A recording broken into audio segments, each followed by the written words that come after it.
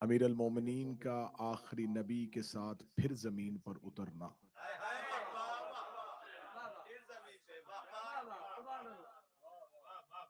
جب بھی ہم امیر المومنین کے ساتھ وجہ اللہ کہتے ہیں، ید اللہ کہتے ہیں، لسان اللہ کہتے ہیں، تو کچھ احباب کے ذہن میں آتا ہے کہ شاید یہ شرک ہو رہا ہے۔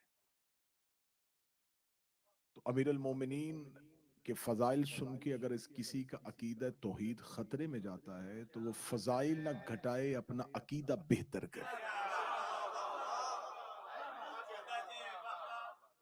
وہ یہ نہ کہے کہ فضائل علی کو گھٹائیں، اس سے التماس ہے اپنا عقیدہ تھوڑا بہتر کرے۔ اتنا کمزور تھا اس کا توحید پہ عقیدہ کہ میں نے علی پڑھا اور اسے اللہ لگنا شروع ہو گیا۔ لہذا وہ اپنے عقائد کو بہتر کرے۔ توحید کو کوئی خطرہ نہیں علی کے فضائل سے۔ آپ کو بسم اللہ، آپ کو اس میں پریشان ہونے کی ضرورت نہیں ہے، توحید کو علی سے کوئی خطرہ نہیں۔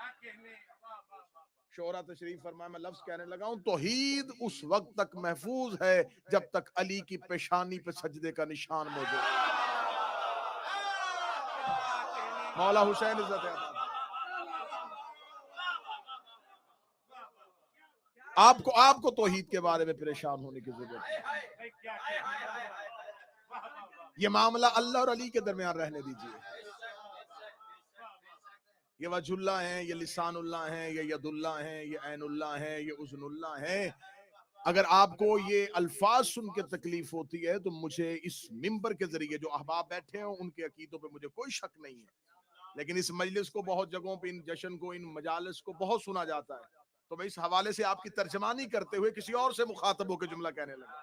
جب میں یہ کہوں نا کہ آپ سے، تو آپ مراد نہیں ہے، میں آپ کی ترجمانی کرتے ہوئے کہیں آپ کی خبر پہنچانا چاہ رہا ہوں کہ اگر آپ یہ سمجھتے ہیں کہ یہ باتیں علی کے نام کے ساتھ نہیں ہونی چاہیے تو مجھے صرف ایک بات کا جواب لے جی، بہترین اور بڑے اختصار کے ساتھ آج کے بعد اس سوال کی سی امام بارگاہ میں قبر بنا دیتے ہیں کہ آج کے بعد یہ سوال ہمیشہ کے لیے دفن ہو جائے کہ علی کے ساتھ وجہ اللہ نہیں، عین اللہ نہیں، لسان اللہ نہیں کہنا چاہیے۔ مجھے وہ بتائے کہ کیا بدن افضل ہوتا ہے یا روح افضل ہوتی ہے؟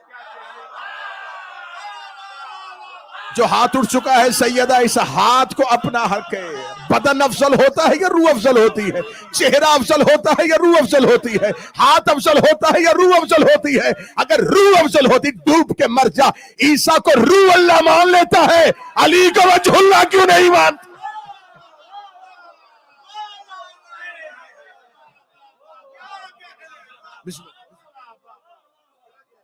اگر حضرت عیسیٰ کو روح اللہ مان سکتے ہو، اگر عیسیٰ روح اللہ ہے تو مجھے بتاؤ عیسیٰ علی کا مولا ہے یا علی عیسیٰ کا مولا ہے؟ جس کے آخری بیٹے کا مقتدی روح اللہ ہو، اس کا حق بنتا ہے کہ اسے وجہ اللہ کہا جائے۔ تو لہٰذا میرے مولا کا میں نے لفظ کہا تھا، دوسرا جملہ میں نے کہا تھا کہ امیر المومنین کا آخری نبی کے ساتھ پھر زمین پر اترنا۔ آپ کیا سمجھتے ہیں کہ 13 رجب کو ہی پہلی بار زمین پہ آئے؟ اگر علی 13 رجب کو پہلی بار زمین پہ آئے ہیں تو نوح کا سفینہ پار کس نے کروایا تھا؟ ابراہیم کو نار نمرود سے کس نے بچایا؟ میرے پاس رسول کی حدیث بطور ریفرنس موجود ہے، رسول نے فرمایا علی تو نے ہر نبی کی مدد چھپ کے کی، میری ظاہرن کی۔ تو اس کا مطلب ہے کہ امیر المومنین کا آخری نبی کے ساتھ زمین پر اترنا۔ اور یہاں پر بھی آ کے کچھ چیزیں جنم لے لیتی ہیں جب جشن کی راتیں آتی ہیں کہ ان کے نام کے ساتھ ظہور کہا جائے، مولود کہا جائے، نزول کہا جائے، تو اس میں بحث سوشل میڈیا پہ بڑی ہونی شروع ہو جاتی، نہیں ولادت ہونی چاہیے یا نزول ہونا چاہیے۔ ان میں سے ایک لفظ بھی ان کے ساتھ جچتا ہی نہیں۔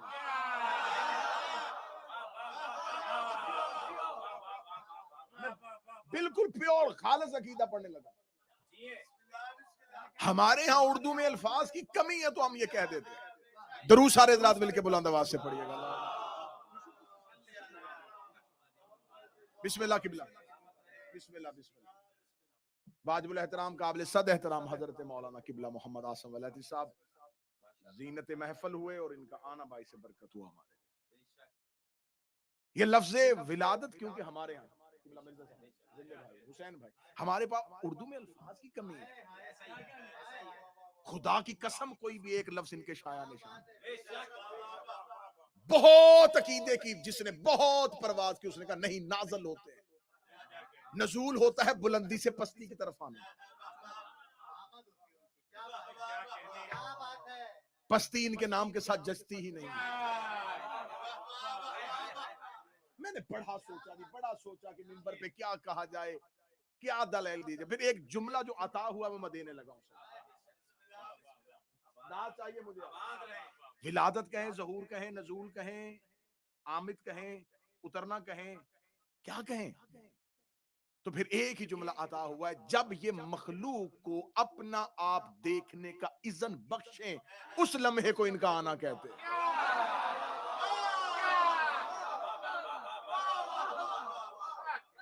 یہ 13 رجب آئے نہیں, 13 رجب ہمیں نظر آئے.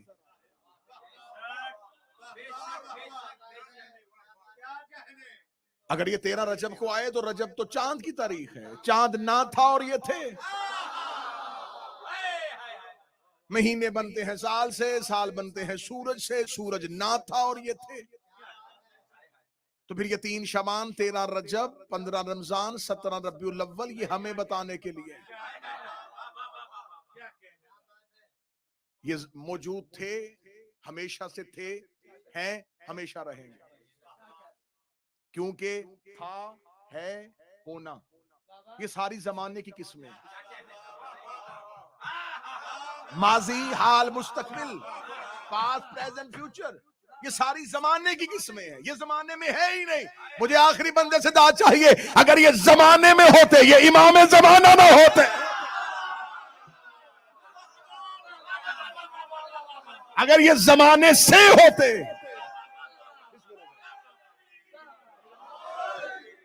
اگر یہ زمانے سے ہوتے تو یہ امام زمانہ نہ ہوتے. امام جماعت آگے رکنے, یہ ہے زمانے کے امام. زمانہ ان کے پیچھے ہے. یہ زمانے سے ہے ہی نہیں. جب یہ زمانے سے ہے ہی نہیں تو پھر تھے, ہے, رہے کیوں؟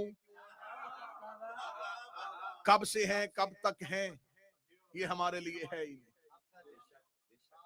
بس انہوں نے کہا کہ 13 کو یہ انہوں نے ہمیں اذن بخشا تو ہم نے اسی تاریخ کو لے لیا. بہت سی چیزیں ایسی ہوتی ہیں جو عقیدتاً ٹھیک ہوتی ہیں, نتیجتاً غلط ہوتی ہیں. وہ یہ نہیں ہے کہ بلا کہ وہ جو پڑھنے والا جو بیان کرتا ہے وہ عقیدتاً غلط کر رہا ہوتا. نہیں, عقیدہ اس کا ٹھیک ہوتا ہے, نتیجہ ٹھیک نہیں ہوتا اور وہ غلط العام ہو جاتی ہے. جیسے کہ ہمارے ہاں جب ہم مولا علی کے فضائل پڑھتے ہیں تو ہمارے ہاں ہر پڑھنے والا کہتا ہے کہ مولا علی کی 13 رجب کو فضیلت یہاں سے شروع ہوئی ہے کہ وہ کعبہ میں آئے. کیا یہ علی کا فضائل ہے؟ کعبہ میں آنا علی کا فضائل نہیں. علی کا کعبے میں آنا کعبے کا فضائل ہے. اگر کعبے میں آنے سے علی علی ہوئے تو پھر تو ہے یہ علی کا فضائل. اور اگر کعبے میں اترنے, علی کے اترنے کی وجہ سے کعبہ قبلہ ہوا, علی نے کعبہ کو قبلہ کیا ہے. علی کعبہ کو قبلہ کرتا ہے. میں نے کعبہ کہہ کے بہت بڑی بات کی ہے, علی تو تیرے میرے جیسوں کو بھی قبلہ کر دیتا ہے. کعبہ تو بہت دور کی بات ہے, علی تو ہم جیسوں کو قبلہ کر دیتا ہے. قبلہ تشریف لائیں, قبلہ آئیں, قبلہ آئیں. آپ ہر کسی کو آپ بھی قبلہ نہ کہا کریں. قبلہ کہتے اسے ہیں جہاں علی رہتا ہو. جہاں علی نہ ہو وہاں کون سا قبلہ؟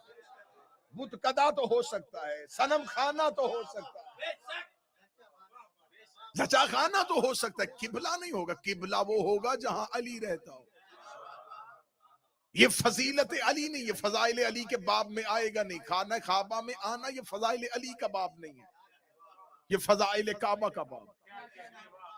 یہ تو علی کی مہربانی ہے کہ وہ کعبہ میں آ گئے. ہائے ہائے, یہ علی کی مہربانی ہے وہ کعبہ میں آ گئے, ورنہ جہاں علی آتا وہی کعبہ ہوتا. یہ تو مہربانی ہے علی کی ماں کی کہ وہ عمران منزل سے نکل کے رحمان منزل میں آ گئے. یہ تو مہربانی ہے علی کی ماں کی جابر بھائی کہ وہ عمران کے گھر سے نکلی رحمان کے گھر میں. یہ فضیلت امیر المومنین نہیں ہے, غلط العام چیزیں مشہور ہو جاتی ہیں. مولا علی کا گھر مسجد میں تھا, یہ بڑی مشہور غلط بات, بڑی مشہور غلط بات. مولا علی کا گھر مسجد میں تھا, مولا علی کا گھر مسجد میں تھا. مولا علی کا گھر مسجد میں ہونا یہ کوئی فضیلت کی بات ہے؟ یہ جان بوجھ کے مشہور کی گئی کہ یہ بات کہیں گے نا تو معاملہ برابر رہے گا. علی کا گھر مسجد میں تھا, ہو گئے کون سی بات ہے, ہمارے مولوی کا حجرہ بھی تو مسجد میں.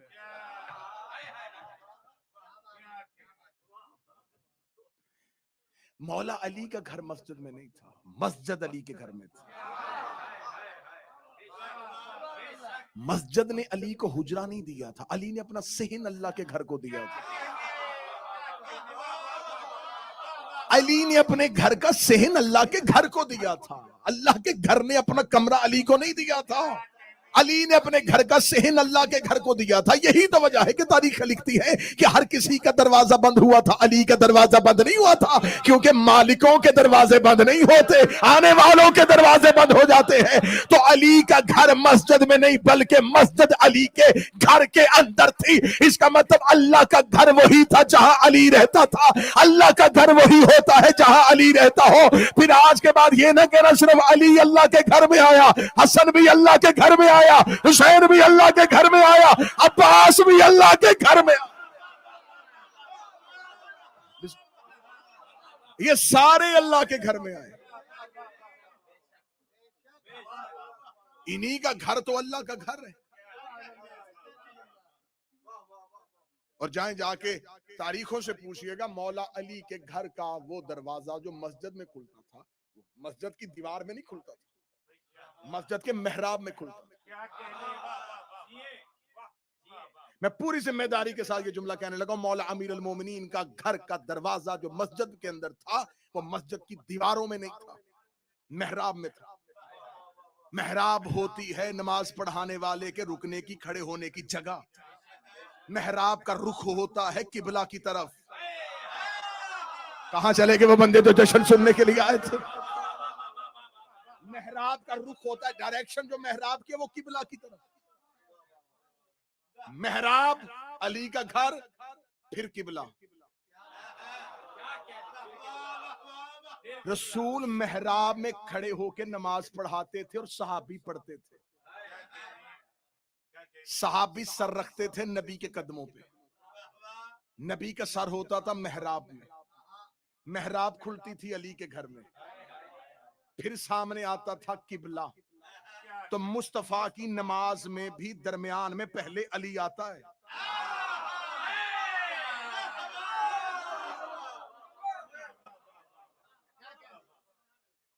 تو یہ فضائل کعبہ ہے کہ امیر المومنین کی ماں نے کعبہ ہی کو منتخب کیا اور اسے قبلہ کر دیا. کعبہ کا علی سے رشتہ بڑا پرانا ہے, کیونکہ علی مالک کعبہ ہے. بس وقت کے دامن میں بالکل بھی وسعت نہیں, بڑی جلدی سے میں یہ صرف اتنا ہی راز سے پردہ اٹھاؤں گا کہ آخر علی کی ماں کعبہ ہی میں کیوں آئی. حضرت عباس ابن عبد المطلب کی روایت ہے, شہزادی فاطمہ بنت اسد کے خانہ کعبہ کی طرف آنے کی جو روایت ہمارے تام پہنچی ہے, اس کا معتبر ترین راوی جو ہے وہ حضرت عباس ابن عبد المطلب. انہوں نے یہ روایت نقل کیا. اس کے بعد مختلف راویوں نے یہ روایت لی ہے, مختلف اور بھی راوی ہیں جنہوں نے یہ روایت کی, لیکن شیعہ سنی تاریخیں کہتی ہیں جو مستند ترین راوی ہے جس کی روایت کو بغیر کسی شرط کے وصول کیا جا سکتا ہے وہ حضرت عباس ابن عبد المطلب, جو مولا علی اور رسول اکرم کے چچا ہیں. حضرت عباس ابن عبد المطلب کہتے ہیں کہ اس رات میں اور مکہ کے 40 لوگ خانہ کعبہ کے قریب بیٹھے تھے. 13ویں کا چاند تھا.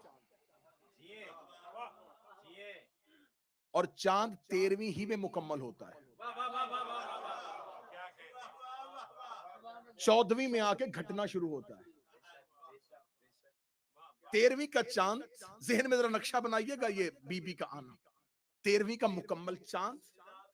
اب ذرا مکہ کا جغرافیہ ذہن میں رکھیے گا کہ مکہ میں جب چاند آتا تھا اور بالکل نصف شب میں پہنچتا تھا تو یہ خانہ کعبہ کے بالکل اوپر آ جاتا تھا۔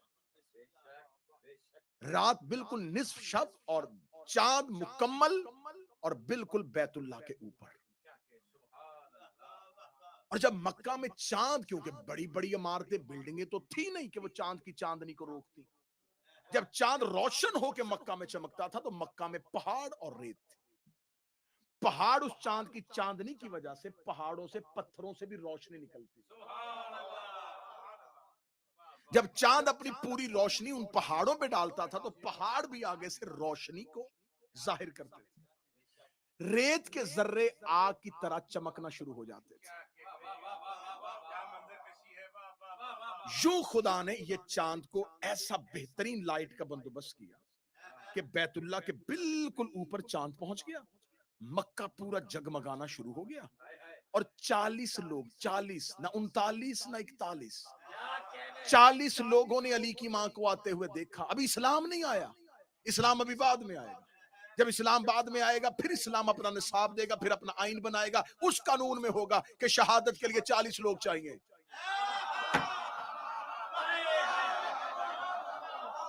یہ 40 لوگوں کی گواہی کا یہ نصاب شہادت ابھی نہیں آیا، 40 لوگوں نے دیکھا۔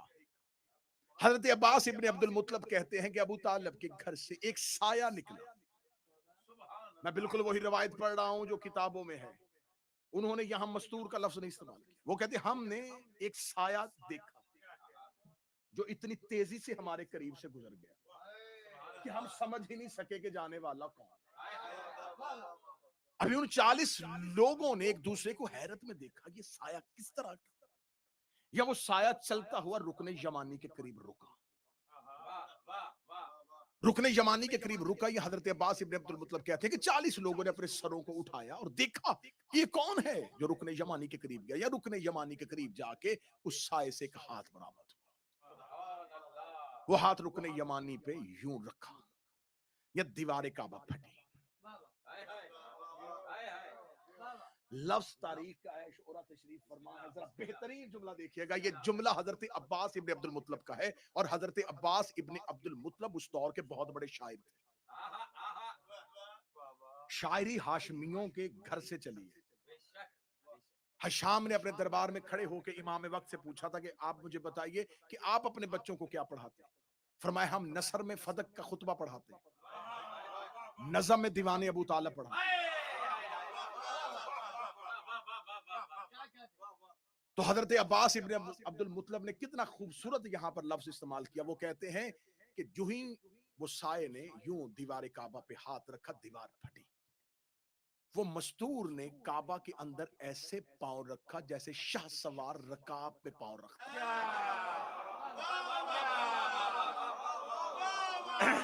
جیسے کوئی شاہ سوار رکاب میں پاؤں۔ بی بی کعبہ میں گئی نہیں، کعبہ میں سوار ہوئی۔ یوں ہی یہ شہزادی کعبہ کے اندر گئی اور دیوار دوبارہ مل گئی، بی بی چلی گئی کعبہ کے اندر۔ اب میں نے یہاں سے جشن شروع کیا تھا کہ یہ فضائل کعبہ ہے، آخر علی کی ماں کے پاس جو گھر تھا وہ بہت معتبر گھر تھا، یہ مکہ کا اتنا متبرک ترین گھر تھا کہ اسلام کی پہلی دعوت کعبہ کی بجائے اس گھر میں ہوئی تھی۔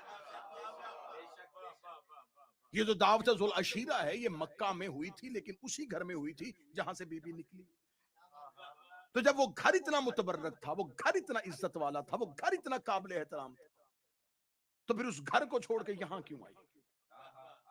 اور جہاں آئی ہے یہ اس وقت قبلہ بھی نہیں، اس وقت لوگ بیت المقدس کی طرف، رسول بیت المقدس کی طرف، لوگ تو مسلمان نہیں تھے، بیت المقدس کی طرف نہیں، لہذا یہ گتھی سلجھنے والی کہ آخر یہ راز کیا تھا کہ بی بی کے پاس اتنا عزت والا گھر ہونے کے باوجود بی بی کعبہ ہی میں کیوں آئی؟ اور دوسری غلط فہمی جو کہا جاتا ہے کہ بت خانہ تھا، بت کعبہ کے اندر نہیں تھے، باہر والے دیواروں پہ. شہزادی خانہ کعبہ ہی میں کیوں آئی؟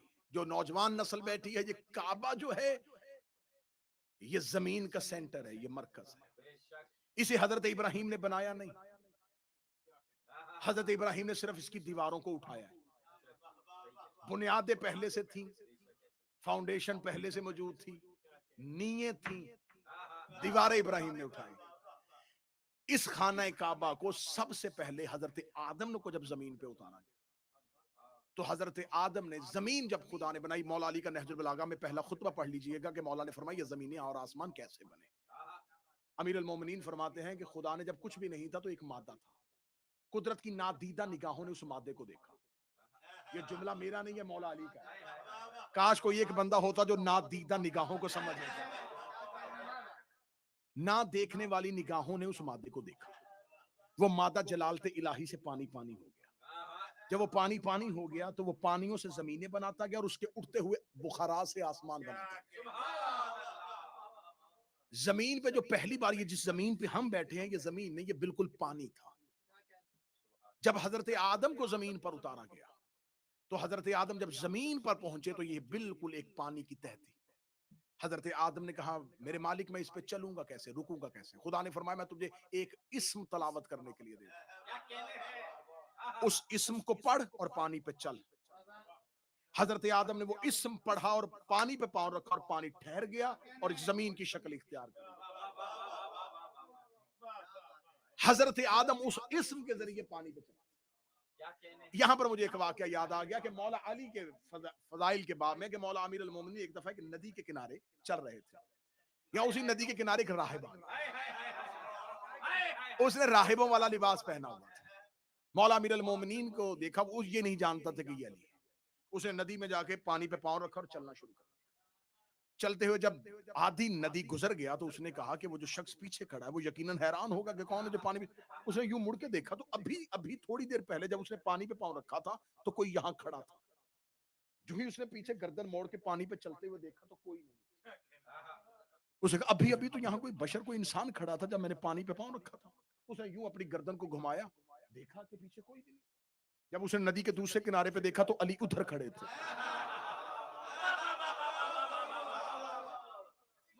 یہ پانی پہ چلتا ہوا تیزی سے پہنچا اور پہنچ کے اس نے دیکھا کہ کوئی زمینی رستہ نہیں ہے، بجائے صرف ایک ہی رستہ ہے پانی پہ آنے. دیکھنے کے لگا تو بھی ادھر سے چل کے آیا ہے. علی فرماتے تو بتا تو پانی پہ کیسے چلا؟ کہنے لگا میں راہب ہوں اور میں نے توراۃ میں اس اسم کو جانتا ہوں جس کے ذریعے سے انسان پانی پہ چلتا ہے. جو بندہ جشن سنے گا سر اٹھانا، میں اس اسم کو جانتا ہوں جس کے ذریعے انسان پانی پہ چلتا ہے. علی فرماتے تو صرف اس اسم کو جانتا ہے، میں وہ مجسم اسم ہوں، وہ جس کو توراۃ میں پڑھا گیا ہے. وہ جسم کی صورت میں اسم میں ہوں، وہ مجسم اسم میں ہوں، وہ جسمانی صورت میں وہ اسم میں ہوں.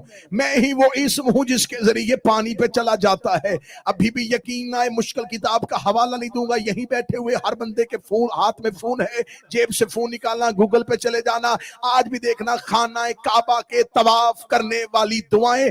آج بھی حاجی جب خانہ کعبہ کا چکر لگاتے ہیں تو پہلے طواف کی پہلی دعا، آج بھی گوگل سے بے شک نکالنا، پہلے طواف کی پہلی دعا ہے اللہم انی اسألک باسمک الذی تمشی علی الماء. میرے اللہ میں سوال کرتا ہوں تجھ سے، تجھے تیرے اس اسم کا واسطہ جس کے ذریعے انسان پانی پہ چلنا شروع کر،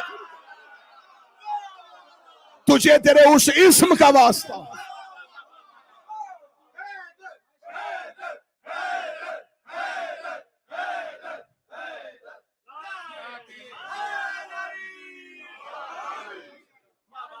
جس کے ذریعے انسان پانی پہ چلتا ہے.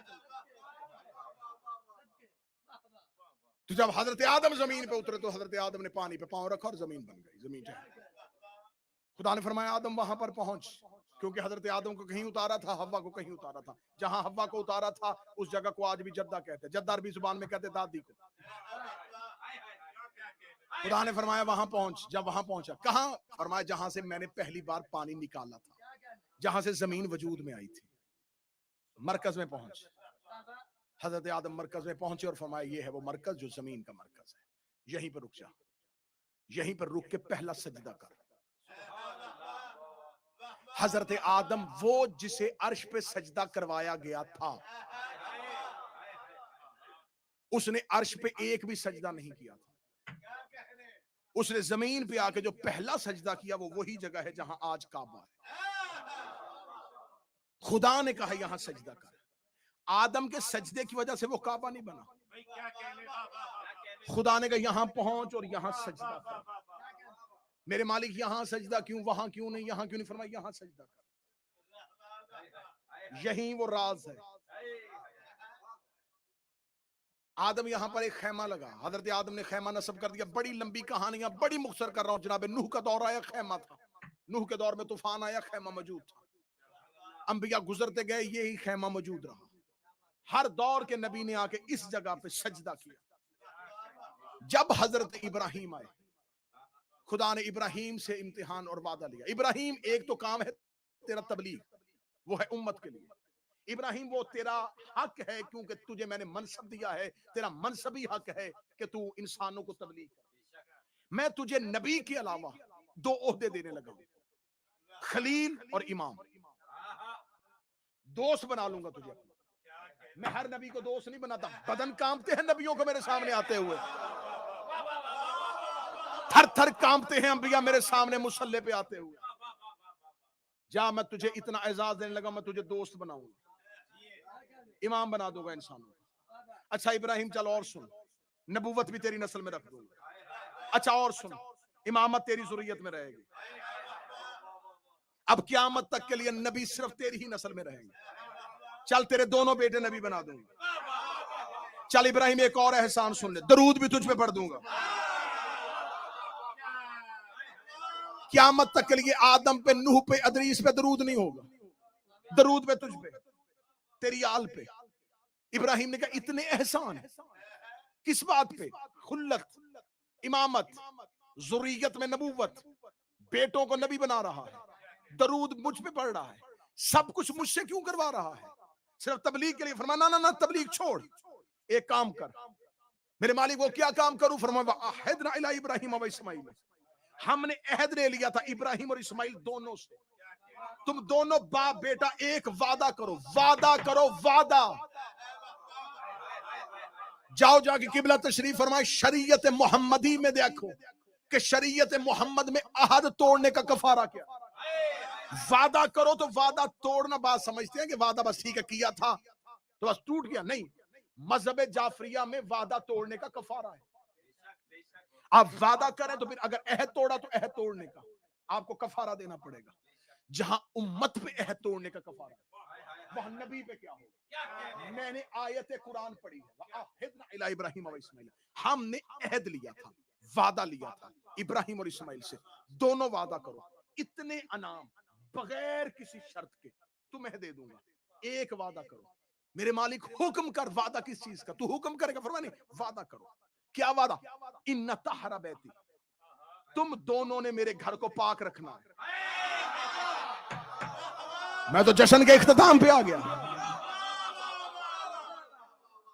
ان طہر بیتی، تم دونوں نے میرے گھر کو، بیتی میرا گھر۔ علماء تشریف فرما ہے قبلہ ظفر عباس مولانا، ہمارے بڑے بزرگ، میرے بہت پرانے مہربان تشریف فرما ہے۔ یہ بات ذہن میں رکھیے گا کہ عربی زبان میں ہر گھر کو بیت نہیں کہتے۔ ایک گھر بنایا، اس کی کنسٹرکشن ہو رہی تھی اور کوئی بھی وہاں پر جا کے نہیں رہا اور وہ خالی ہے، اسے عربی زبان میں بیت نہیں، اسے دار کہیں گے۔ جہاں جا کے مالک کم از کم 3 دن رہے اسے بیت کہتے ہیں۔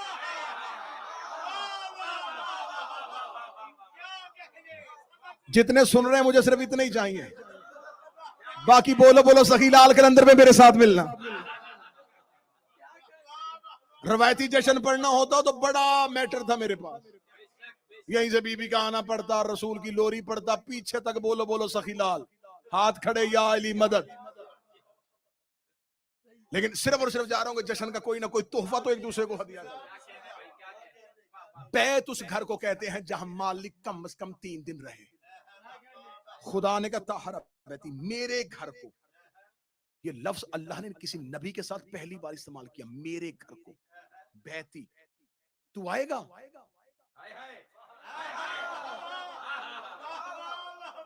یہ تیرا گھر ہے؟ ہاں یہ میرا گھر. اٹھاؤ اس کی دیواریں اور طاہر اسے پاک رکھنا. میرے گھر کو تم پاک رکھنا. بیتی میرے گھر کو، بیتی میرے گھر کو. بیت میں اور اہل بیت میں بڑا فرق ہوتا ہے. دھیمے لہجے میں اونچی بات کرنے لگا ہوں. بیت میں اور اہل بیت میں اتنا فرق ہے کہ جہاں بیت کا لفظ ہے فرمایا طاہر بیتی، تم میرے گھر کو پاک کرو. جب اہل بیت ہے فرمایا یطہرکم تطہیرا، تمہیں میں پاک رکھوں گا. بیتی کے لیے دو نبیوں کی ڈیوٹی، اہل بیت کے لیے اللہ کی ڈیوٹی.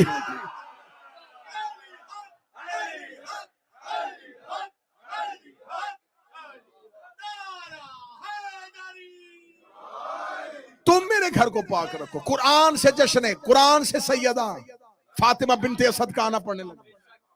طاہر بیتی، تم میرے گھر کو پاک رکھنا. بیتی میرے گھر کو، بیت اندر سے. آج بھی جو بیت اللہ ہے یہ خانہ کعبہ کی چار دیواروں کے اندر والی جگہ کو بیت کہتے ہیں. جو باہر ہے وہ مسجد الحرام ہے. مسجد الحرام کی فضیلت اور ہے، بیت اللہ کی فضیلت اور ہے. بیت اللہ دیوار کے باہر نہیں شروع ہوگا، دیوار سے اندر شروع ہوگا. خدا نے کہا تم نے میرے گھر کو پاک رکھنا ہے. حرم کو نہیں، میرے بیت کو، میرے گھر کو تم نے پاک رکھنا ہے. لے جی جشن ختم ہونے لگا. میرے گھر کو تم نے پاک رکھنا. میں آیت قرآن پڑھ رہا ہوں، تم نے میرے گھر کو پاک رکھنا. حضرت ابراہیم علیہ اسماعیل نے کہا تو آئے گا؟ فرمایا نہیں. تو پھر گھر کو پاک کیوں رکھے؟ فرمایا چار کام کرواؤں گا. للطائفین والعاکفین الراکعین والساجدین. میرے گھر کو پاک رکھنا چار چیزوں کے لیے: طواف والوں کے لیے، رکوع والوں کے لیے، سجدے والوں کے لیے، اعتکاف والوں کے لیے. آیت قرآن پڑھی، خدا نے کہا ابراہیم اور اسماعیل نبوت، امامت، خلت، درود میں شامل اتنے احسان. چار چیزوں کے لیے گھر پاک رکھو: طواف کے لیے، رکوع کے لیے، سجدے کے لیے، اعتکاف کے لیے. آنکھوں میں آنکھیں ڈالو، میں تمہیں علی کی ماں کی عزت سناؤں. طواف کعبے کے اندر نہیں ہوتا،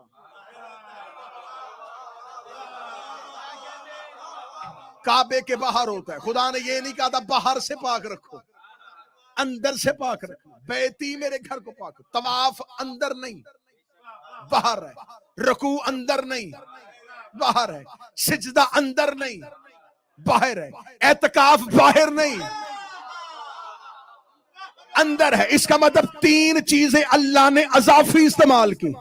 اصل پاک کروایا تھا اعتکاف کے لیے، اسے پاک رکھنا یہاں اعتکاف ہونا ہے. اعتکاف کہتے ہیں معتکف ہو جانا، مخلوق سے کٹ جانا، اللہ سے جڑ جانا.